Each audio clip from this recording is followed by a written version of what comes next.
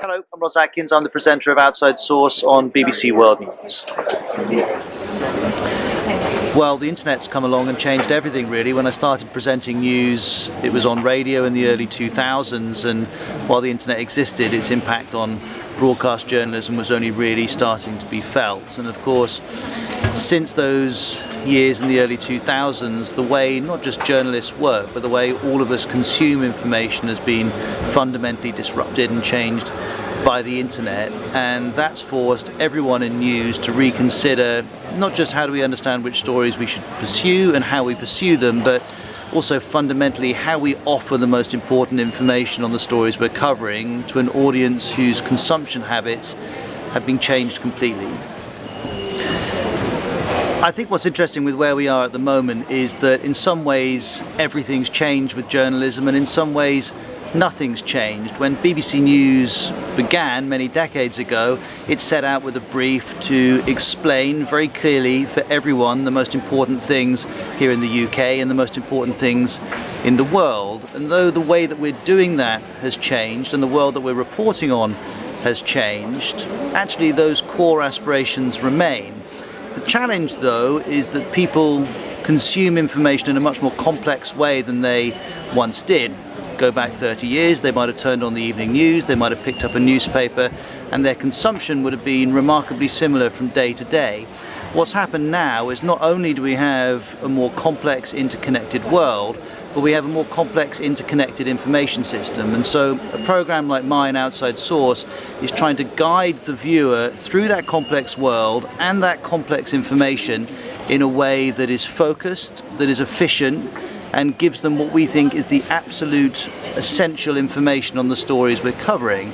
And the BBC is in a very privileged position. We're the most trusted news brand in the world. We've been there for many years, and though the way we give people information is changing, at our heart is a profound commitment to trying to understand our world, and to understand our world in a neutral, calm and confident way.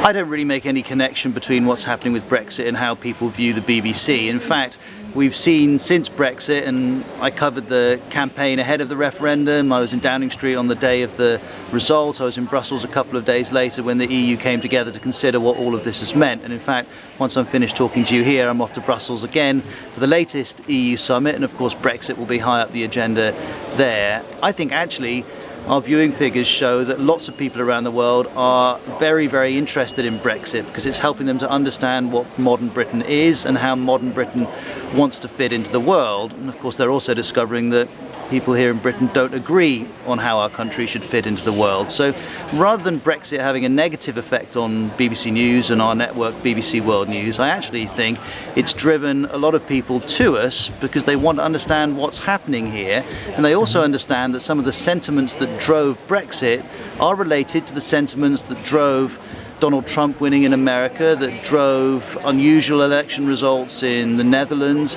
and in Germany recently. And so rather than Brexit undermining the BBC's role in the world, I think it's actually made it more essential than ever. I think two moments would spring to mind as being of a particularly profound nature. I was lucky enough to attend Barack Obama's first inauguration on a freezing January morning in 2009 in Washington, and all around me were people who wouldn't normally come to the inauguration of an American president. We were surrounded by people from African American communities who'd come from all over the US, who'd spent a lot of money to get there and a lot of time because they wanted to witness this particularly important moment for them. And I was broadcasting on BBC Radio that day. We were using wireless equipment, and it meant that I was able to stand in the middle of the crowd anchoring the BBC's coverage being broadcast around the world, and to be surrounded by these people who were not just marking a new president beginning a new term, but who were marking something much more profound for them was incredibly moving. The second experience that springs to mind is the death of Nelson Mandela. Now, by complete chance, I was on a plane to Johannesburg from London the night that Nelson Mandela died. I had been put down by the BBC as someone who would cover the story when it happened, but I didn't know that Mr. Mandela was going to die that night. And I got off the plane, turned on my phone, and there were all these messages saying that Nelson Mandela had died. So we drove immediately to Soweto, and we got there at about 7 o'clock in the morning, a Friday morning after Mr. Mandela had died on the Thursday night. And I think I, and the majority of the journalists covering this story, expected a somber atmosphere, an incredibly sad atmosphere, an outpouring of grief.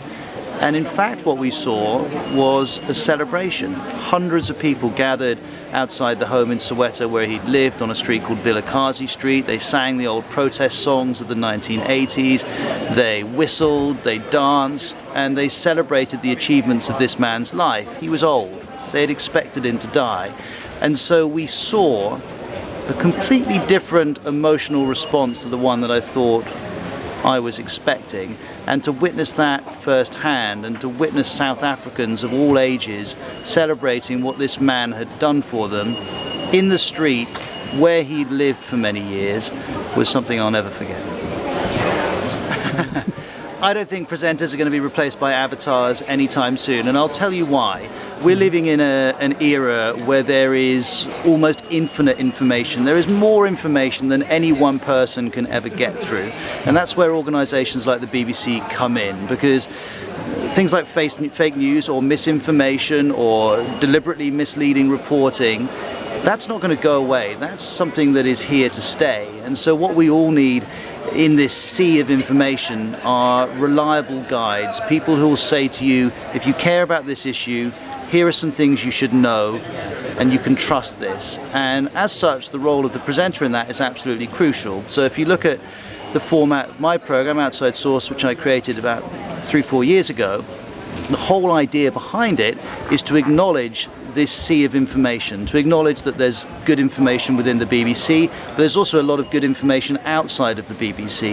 And if you come to my program, you can trust me and my colleagues who produce the program to sift through all of this information, pick out the things we feel are most relevant in whatever form that comes, whether it's newswires, social media, maps, stills, live feeds, live reports, longer pre-recorded reports, any type of information we feel is relevant to the story you need to understand.